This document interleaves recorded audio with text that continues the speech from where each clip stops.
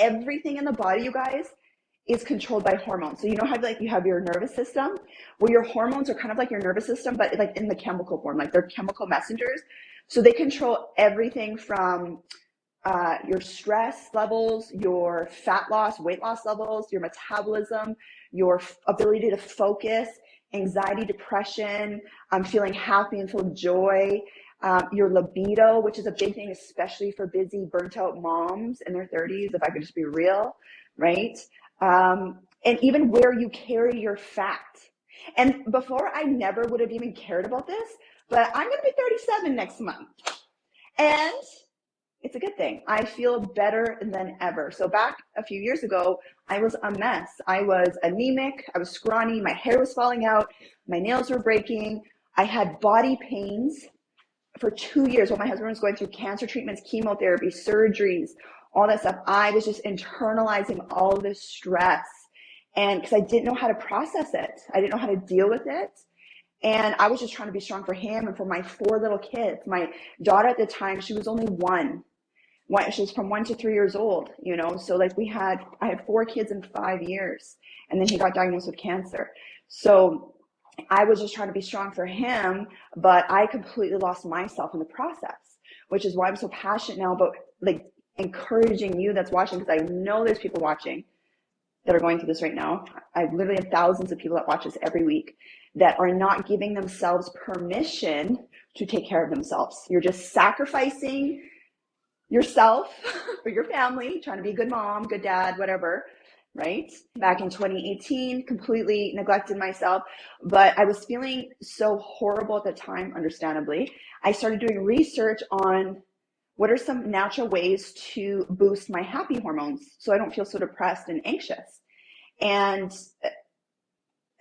just having a nursing background, I used to be an RN, you know, we're always looking at research, okay? We're not just like looking at good opinions. So I started discovering about adaptogens and all this stuff, started taking adaptogens, and it completely transformed my life. And then after he passed away, I still looked horrible. If you guys don't believe me, just go look at my before pictures. I looked horrible. I felt horrible and I looked horrible. But I implemented a lot of things I'm going to talk to you today about, and it completely transformed my mind. It transformed my body. I'm like, I feel better than I did in my 20s, you guys. Like I could run circles around the 20-year-old version of me. So I'm here to give you hope, okay? Mom guilt is a real thing. And like sacrificing ourselves, especially as women, we're not built for that. We are not built for that. And even it's affecting our hormones. Okay, so men have a higher tolerance and ability to handle stress physiologically and hormonally than women. Just to give you a bit of a background, like just think during the tribal days, like we're tribal beings at the end of the day. We've been tribal beings for thousands of years. Men would go out and hunt and war, right? Women typically were, you know, gathering, we were taking care of the kids, we were making sure the family was good, all this stuff. Right. And so when women nowadays, we are, you know, especially post-feminine movement, what were we doing? We're running businesses, we're working, we are taking care of households, we are driving our kids to 1 million sports, we are doing all these crazy things, and it's affecting our hormones. And you can like believe whatever you want. I was that woman too. That's why I can openly say that, right? But what it does is it dramatically has affected our hormones. And then we wonder why it's so hard to lose weight, and like women are so depressed and anxious and stressed out and developing all this belly fat. So I have a solution for you today. Okay. So I was going to talk to you about PCOS, hormonal imbalances. How do you know you have it? And then some solutions that you can implement today. I really hope you guys have a notebook so you can take notes, because you're probably not going to remember all this. And also, actually, this brings me to my first point. So the first thing with hormonal imbalances. So how do you know you have a hormonal imbalances?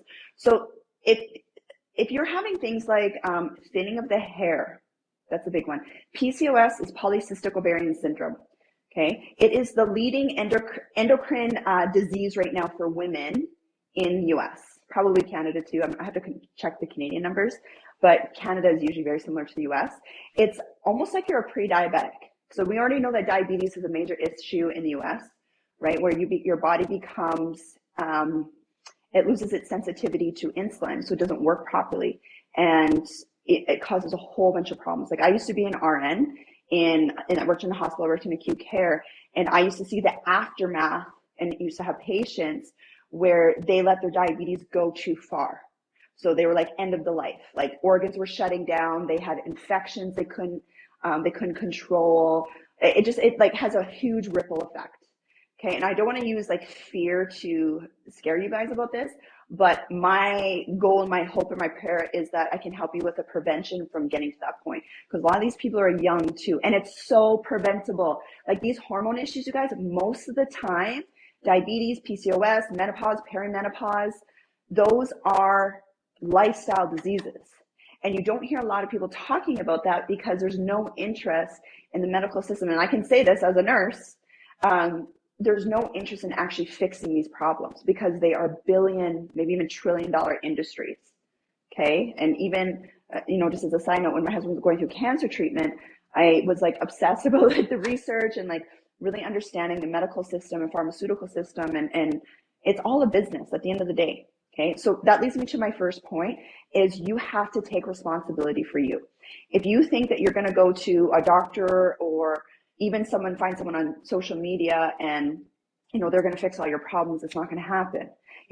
These are all resources you can work with doctors. Like, thank God for doctors, thank God for nurses, thank God for coaches and social media influencers like me. But at the end of the day, you have to make that decision and take that responsibility. I do not care if you are the only person in your family, everyone else is around you is like obese and like they don't care about their health. You can be different and you can inspire others through your own personal change, but you have to make that decision for you. Okay. Because I am going to give you some strategies today that you can implement today that is backed by research to help balance out your hormones and to help you with weight loss. But at the end of the day, unless you take that responsibility yourself, it's not going to change. Okay.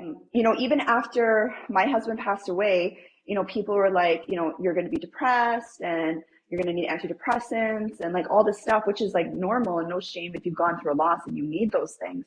But for me, I'm like, I'm not a victim. Like, yes, this was a horrible thing that happened to me, but I'm taking responsibility for my life.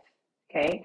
And because of that, I took my power back and I researched and I learned things that I could do to make myself look better and feel better. And it completely transformed my life. So I'm saying that for you because sometimes we think I'm so far gone, I'm old, or, there's something wrong with me. There's nothing wrong with you. Okay. It's just, you have to make that decision that your life is worth it. Your body is worth it. And you get to look and feel your best. That's the starting point. I'm now a certified hormone coach though. So the number one point for weight loss with hormonal balances and PCOS is making that decision that you are taking responsibility for this. You're just deciding that you're going to have an identity change. So behavioral change. So for weight loss or any sort of change in your life, one of the biggest things people are like, oh, I just need more discipline. I just need more this. Behavior change comes from identity change. Okay. So what do I mean by that? We all see ourselves a certain way. You might, especially if you've grown up a certain way in a certain culture or just a certain family, maybe, health wasn't a big priority for you guys, or maybe you just ate a certain way and all those things. But when you decide to change your identity, that's when everything actually changes. We never outperform. This is a good thing to write down if you guys are taking notes. You will never outperform the person you see yourself in your head. Okay. So after my husband passed away, I guess that was one of the blessings, not that he passed away, but I had that version of me died too, because I had to become a different person, right? I had to take over a company. I had to take care of 4 kids, little kids. And I didn't want to be this depressed, anxious person anymore. So I had this identity change and I wrote out, and the girls that follow me on here, they know what I'm talking about because I talk about this every week because repetition also helps with behavior change. That's why I'm repeating this every week. I'm drilling this into you guys because I love you. Okay. Anyway, I wrote out that new vision for my life. So if you're struggling with like hormone imbalances, weight issues, stress, all that stuff, it's like, okay, how do you want to look? How do you want to feel? So what I did for myself is I wrote out, and I did not look like this, a couple of years ago. I was like, I'm a happy, energetic mama. I'm a sexy, healthy, energetic mama that's laughing all the time. I'm in the best shape of my life. I'm in peak performance shape. I didn't care about being like an athlete or anything, but I just wanted to start treating myself like how athletes treat themselves, which is they prioritize what they eat and what they watch and their rest, right? And if you're a mom or anyone, exactly, like if you're consider yourself like a high performing person, then you need to treat yourself like a high performer, right? It's like, what are you eating? What are you drinking? What are you watching? What are you listening to? Are you sleeping, right? And once I made that identity change and I started learning things repeatedly, like what I do here with you guys, that's when that change really, really happens. Yeah, hair falling out and irregular periods are a sign of hormonal imbalances. And PCOS, polycystic ovarian syndrome, some symptoms are actual cysts growing on the ovarian, on the ovaries, sorry, hormonal changes, thinning of the hair. Really, it's hard to lose weight. You're getting more belly fat, that stubborn belly fat. It changes your mood too, like you're more irritable, stuff like that. The next thing, I hope you guys are taking notes. So you've made that decision, you're having your identity change. The next thing is having more anti-inflammatory foods. Okay, so I was looking at the research again recently today, and it was showing that foods that, like the Mediterranean type diet foods, which are very anti-inflammatory, so lots of fruits and vegetables and fish and a little bit of meat and nuts and seeds, those are very, very anti-inflammatory, and those have been shown to help with hormones. Okay, if you want a list of foods that really help with the hormones and metabolism, I have a free list for you guys in my profile. You can download it after and just like stick it on your fridge. You can just keep it on your phone next time you go to the grocery store. They did a lot of research and it showed that people that with PCOS and hormone issues, remember I said it's mostly a lifestyle issue. So they did a bunch of research and they showed that people that were on ketogenic diets and Mediterranean diets, which were very, very anti-inflammatory, they had less PCOS symptoms. And people that typically had PCOS were people that were eating a lot more of the processed breads, because it's an insulin issue, right? It's like you're having a bunch of sugary foods, it spikes your insulin levels, and then so it spikes your blood sugar, it spikes your insulin levels, but your insulin levels are always high. So eventually the body starts rejecting it and becomes desensitized to it. Yeah, so the research showed that people that were eating lots of breads, crackers, chips, all those things, those were people that tend to have PCOS and also tend to have more of the menopausal symptoms and perimenopausal symptoms.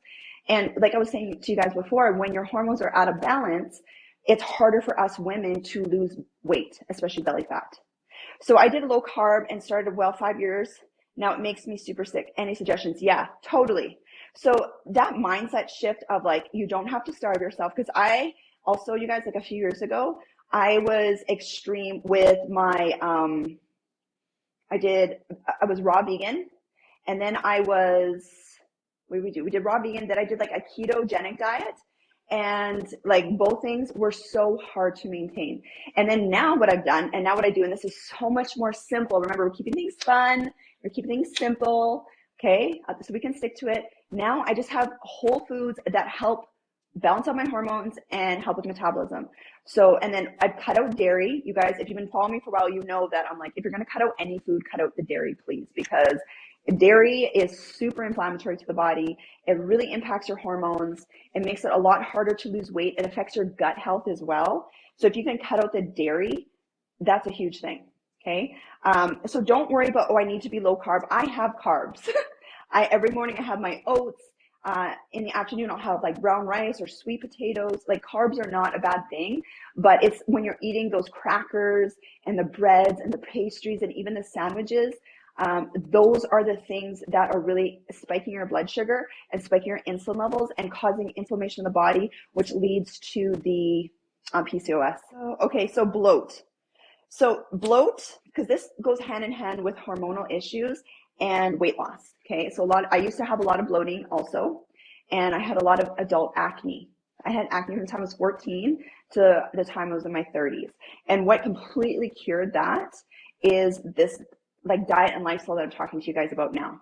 When you are having things like dairy, typically bloating, you guys, if you're struggling with bloating issues at all, typically that is from dairy or wheat, but most likely it's dairy, because what happens is our body we don't have the ability to digest dairy as adults. And when you think about it, that's something that baby animals consume, is dairy.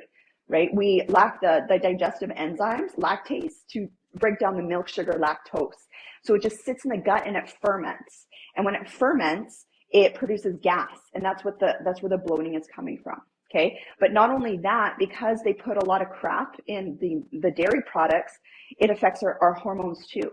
So some signs of that is adult acne, PMS symptoms. Like I have 0 PMS symptoms now. 0, you guys. I have no bloating, no cramping, no acne, nothing. It's crazy. And it's all from these just changing what I eat and doing things to help balance out my hormones. So I can, and see if that really helps with the gut health. Also, somebody asked about probiotics. So gut health, you guys, is so important. And it was like, that's something I didn't really fully understand until recently. But there's so much research now that shows that has tied like gut health to mental health. So people that they've done research on this, and people that typically struggle with like depression and anxiety, and diabetes, and have a hard time losing weight too, like these things, their gut flora is imbalanced. It's so crazy how our bodies are. It's so crazy. So some things that I've done that's also helped with this is, one, obviously cutting out the dairy, like I said, but I'll have things like apple cider vinegar every single day. That's a fermented apple, right? So it has a healthy bacteria, which helps balance out the gut health. You could have probiotics too, that will help. But if you're like taking other supplements and you don't want to take another supplement, have just more fermented foods. So like sauerkraut, kimchi, apple cider vinegar, those are really, really good for your gut health. The one thing about cheese, you guys, I'll say this. So I still have cheese once in a while. Okay, so I'll have like pizza with my kids, maybe like once a week. But once you are doing a lot of these things most of the time, like that whole 80-20 rule, your gut is going to heal so much that you can have a piece of pizza. But there was a period of time where I needed to go a few months without any cheese. And I was just doing all these things. And now I can have cheese once in a while and it doesn't cause me to break out. Before, I would have dairy and I was like bloated. I was like guaranteed I had like a pimple coming after that.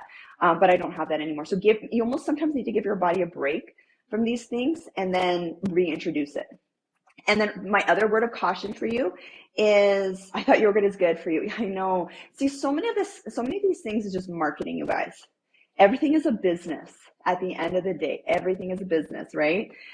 So yogurt isn't bad, but everyone is different, right? Some people can have yogurt every single day. They love it. Like, do you? Like, be really aware of what works for you. But typically yogurt has a lot of sugars in it. It has lots of, they'll put like coloring, artificial stuff in it. And it's just one of those things you don't really need, to be honest. But if you really, really want it, go for it. If you don't have any bloating and you're feeling good, you're losing weight, then okay. But if you're having bloating issues, you're having hormone issues, maybe take a break from that too. Ideally, when you're doing these changes in your lifestyle, you want to cut things out for at least a month to see if there's any changes, and then slowly reintroduce these foods one at a time. Honestly, you guys, I'm just sharing what has worked for me, but you have to become a detective and get really curious about you and your life and your body and how your body responds, because everybody's body is so different. Okay. So that's why it was like my first point that I was talking about today is like, you got to take responsibility for you. You can't even rely on your doctor. Okay. Because doctors are trained where it's kind of like one size fits all. Right? And your body might be a little bit different. So you need to take responsibility to see what works for you. Like, experiment. And the thing is, like, have fun with it. Like, don't stress about it. Have fun with it. As you're experimenting, it's like, you know what? You're just deciding, I'm going to look and feel the best ever. And I'm going to see what works for me and what doesn't work for me. And I'm going to make it fun and simple. And that's it. One thing that I talk a lot about on this channel is intermittent fasting. So actually, intermittent fasting, here's another point for you guys. So I talked about taking responsibility. And then the second point was having more anti-inflammatory foods in your diet. The third thing is intermittent fasting. Now, intermittent fasting, guys, is when you go a period of time in a fasted state. And then you have an eating window. This works so well for weight loss, you guys. And it's so simple. I actually have a guy on my team. He's amazing. Talk about no excuses. He's a refugee in South America and no family, whatever, but like in a little apartment, but he went from 100 pounds to 74 kilograms from intermittent fasting and just doing some exercises that he loves. Okay. So anyway, in regards to intermittent fasting, one thing that I have found personally that helps, that I love, especially if you love coffee in the morning, like I love coffee. In the morning, you can have your coffee black if you're able to.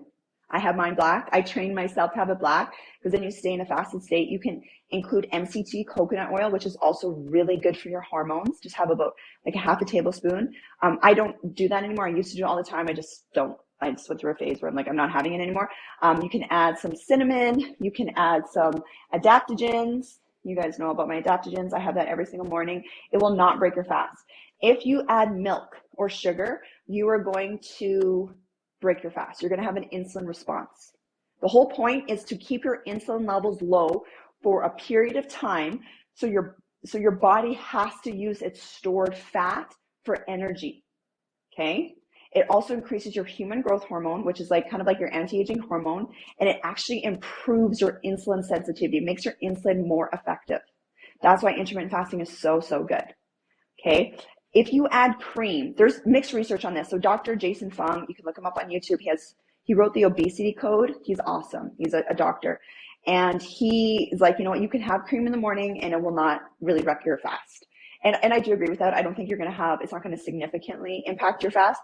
But if you want to take your results to that next level with weight loss, keep it black. Like, keep it black. Like, don't add any cream if you can. If you're like, Natasha, I cannot do that, I need something, then go with a dairy-free creamer, like an oat milk or an almond milk, and have, and then for the sweetener part, have like monk fruit or stevia, because you're not going to have a huge insulin response with that. So you could do that. If you struggle with things like hot flashes, though, this is my side note, women, if you struggle with things like hot flashes, you actually want to cut out the caffeine or significantly reduce it. Okay. But if you don't struggle with those things, you can have 1 or 2 cups of coffee in the morning. You know, these simple pleasures that keep us going. I love that. But that's how you do it and stay in a fasted state. Okay. So let me ask, why do I always crave salty snacks? Any idea? Okay. There's a couple things here. So this will bring me to my next point. So somebody was talking about food cravings. Food cravings also can, there could be different reasons, like you legitimately might be low in your sodium intake, but typically what happens when you have cravings, you guys, is there's hormonal imbalances also. So one of the biggest things that this will help you if you have PCOS or if you have any hormonal issues, or if you're really struggling with belly fat specifically, is you want to get your cortisol levels lower, or stress hormone. Cortisol is your stress hormone. Okay, we need cortisol. Cortisol is a good thing, but what happens is because we lead these type of lifestyles where we're eating a lot of junk food, we're living a fast-paced lifestyle, and we're not sleeping properly, right? I'm not saying this from judgment because I sometimes do that too. What happens is it raises our cortisol levels, and when your cortisol levels are high, it causes junk food cravings, salty, sweet junk cravings. Okay, and it also, because cortisol is a stress hormone, what happens is it tells your body you're in a state of like famine, stress, like you guys have heard about the fight or flight response. So your body thinks it's in a state of survival, so it actually holds on to the belly fat. It holds on to it. And so that's what makes it so much harder to lose the belly fat. So a couple ways to lower your cortisol levels to help your hormones and to help with these junk food cravings. One is getting proper sleep and rest. Huge. The second thing is, like, every single day you're doing something to de-stress. And I cannot emphasize this enough to you guys. Like, and I'm saying this because I did not do this before. I was that person, like, go, like, who cares if I'm stressed out? Who cares? I'm just going to keep going. And I even saw my husband when he was sick, the more stressed he got and the less sleep he got, the sicker he got. And it was like you could just see the correlation between the two. And so since then, and since watching that, I don't play around with stress anymore. And there's so much research behind this now. And now I understand why, because everyone knows that stress is bad for you. You guys already know that. It's not news, but I never really understood why it was bad for you. And so the big reason is because it actually causes these hormonal imbalances and it suppresses your immune system. So what happens is, like, just think about this, going back to like the tribal days, when if you were running from a tiger, or, your life's in danger, your body, all your resources go to running away. Okay. that's not the time to like repair itself. It's not the time to, fix and like kill off diseases in the body or kill off cancer cells, because it's dealing with the immediate danger, which is running away. And that's why it's holding on to the fat, because you might go into a place of starvation. There might be a famine happening. So the body's holding on to stuff. It's not fixing itself. And the reason why you have salty cravings and junk food cravings is because the body is like, I need to eat. I need to hold on to fat and I need to eat. Does that make sense? Crazy, right? So now you understand why stress is not good for you. But the cool thing about that is when you now realize this, you can do things to lower the cortisol levels, so you don't have these junk food cravings. And so you literally turn your body into a fat burning machine, which is what I've done now. Like my body is like literally a fat burning machine now, because my metabolism is just like on point. My gut health is better.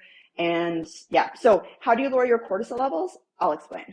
I'm going to have some water real quick. You guys are asking such good questions, though. I love it. Okay, so how you lower cortisol. This is backed by research, you guys. If you don't believe me, go look at PubMed.com and you can see all the medical research. This is how I got into this back in 2018, 2019. I was looking at the research, and it showed that, so not only getting the rest, you need that, doing de-stressing things every single day, but things like ashwagandha is like one of the best ways to lower your cortisol levels. Okay. So you can get ashwagandha from different places. Just make sure it's a good quality ashwagandha. This one is the Miyadora ashwagandha. It's organic and it's made with black pepper.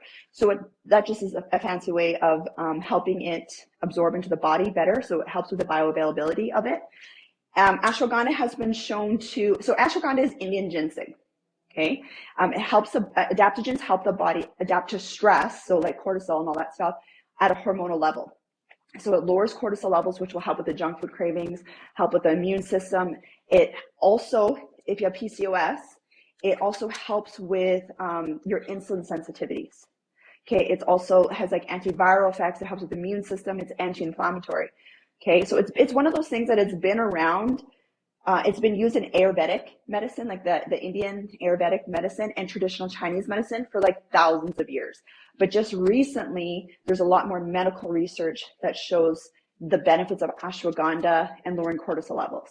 It's something so simple. And I get so much positive feedback that people that take this specific ashwagandha, they'll try other ashwagandhas. I'm not saying it's the best one, but I personally, I've talked to so many people that are like, I've tried other ashwagandhas and I notice a difference when I take this ashwagandha. And it's just because the quality is really, really good.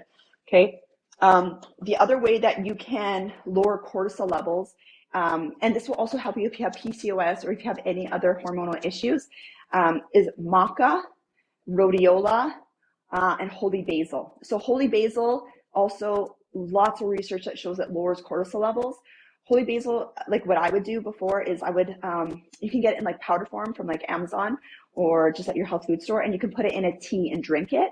And it just like has like a nice calming, relaxing effect. That's a good thing about these adaptogens like ashwagandha and like holy basil is it will help with your sleep too, or especially if you like struggle with anxiety, it really, really helps with that as well. Okay. And then maca and rhodiola, those also have been shown to really help if you have PCOS or any other hormonal issue. Maca is Peruvian ginseng, so it's just another form of ginseng from Peru, I guess. And maca, oh yeah, I already said maca, and then rhodiola. So those things, you can get them in powder form, you can get them in pill form.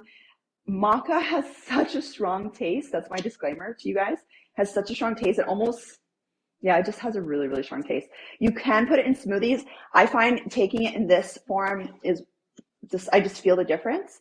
So yes, so Shani's talking about excess chin hair. So that is another sign of PCOS, is facial hair for women, because your androgen levels are really high.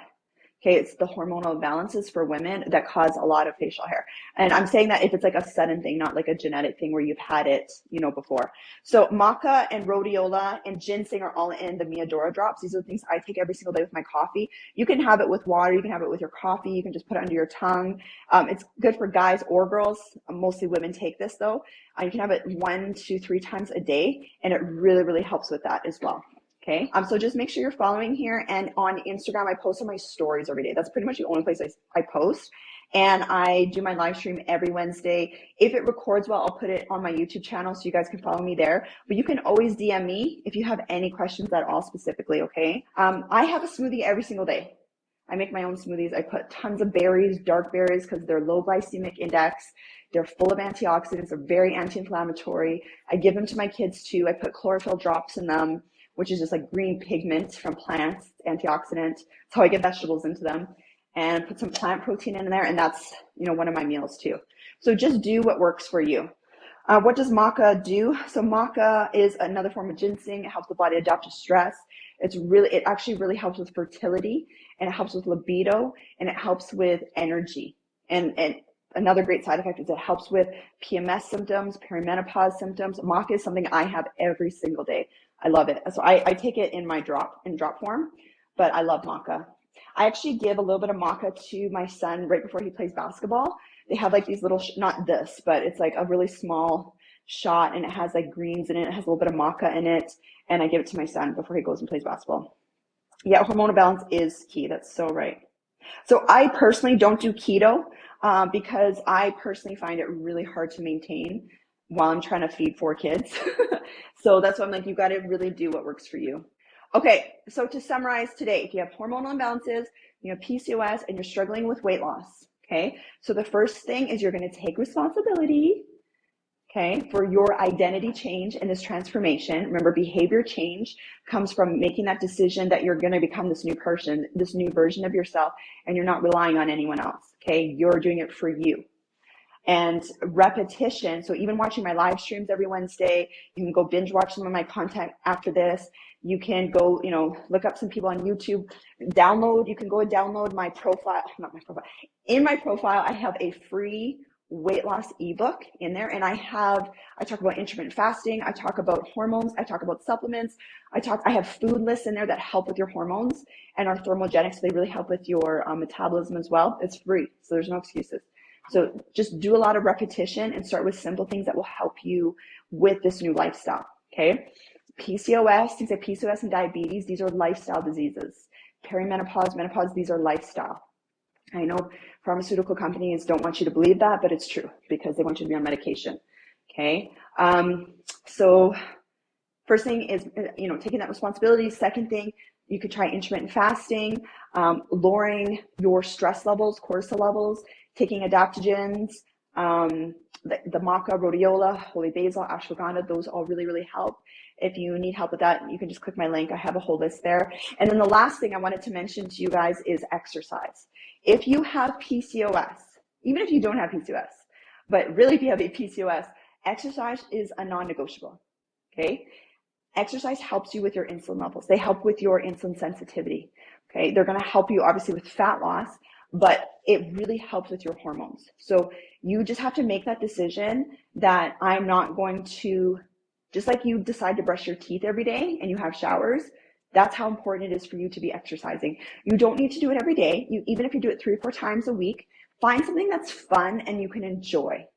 Okay, going for a walk is a great start, but then, challenge yourself to go to that next level, okay? Get a trainer if you need to, go get a workout buddy, go, you want to take a dance class, go take a dance class, do something to get yourself moving in an alignment with this new version of you. How does this new version of you show up? Literally in the morning, I do this still too. Journal, how is this new version of you showing up, okay? This will affect your hormones and help you with that. All right, my loves, I got to run. It's been an hour. I hope that was helpful. Was that helpful for you guys? Thank you for all the hearts and the likes and the love and the comments. I really, really appreciate you guys. Make sure you're following so you get notifications when I go live. And if you have any specific questions, you can DM me on Instagram. Oh, I forgot to mention this. I should have mentioned this earlier. If you are a micro influencer and you follow me, I do have a lot of micro influencers and coaches that follow me. You can DM me on Instagram, and my team and I are giving away free product for you to try out. So just to get your feedback and stuff. So if that's you, you can DM me on Instagram, okay? At Miadora Babes is my Instagram. Thanks so much. Girl, I love these lives every week. Thanks, girl. I appreciate you. Thank you, thank you, thank you. Okay, I love you guys. I'm out of here. Message me if you have any questions. But other than that, just remember, you guys, your life is so worth it. You were watching this for a reason. Okay, you don't have to be perfect. progress over perfection, baby steps. Even if you totally got off track, that's okay. You're watching this for a reason, to help you get back on track. Okay, I have lots of free resources. Oh, love you too, Melissa. Thanks for tuning in, girl. I appreciate you guys. Okay, I love you guys. I'm out of here, and I'll try to get this on YouTube for you guys in the next few days as well.